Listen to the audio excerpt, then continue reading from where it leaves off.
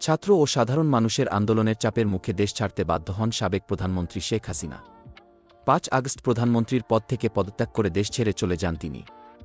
শেখ হাসিনার দেশত্যাগের পর প্রায় ২৪ ঘণ্টা জাতীয় সংসদ ভবন এলাকার একটি কক্ষে আত্মগোপনে ছিলেন সাবেক ডাক, টেলিযোগাযোগ ও তথ্যপ্রযুক্তি প্রতিমন্ত্রী জুনায়েদ আহমেদ পলক। আওয়ামী লীগ সরকারের পতনের পরদিন ৬ আগস্ট দুপুর পর্যন্ত পলক ওই এলাকাতেই ছিলেন।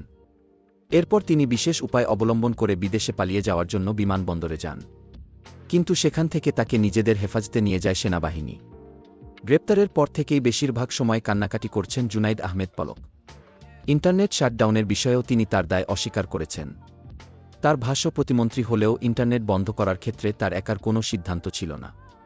জিজ্ঞাসাবাদে পলক জানিয়েছেন, গোয়েন্দা সংস্থার প্রধান ও এনটিএমসির মহাপরিচালক সাবেক সেনা কর্মকর্তা জিয়াউল আহসানের নির্দেশনা মেনে তিনি ইন্টারনেট শাটডাউনের সিদ্ধান্ত নিয়েছিলেন।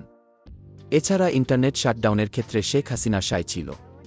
তো আপনাদের কি মতামত তা কমেন্ট বক্সে জানাবেন।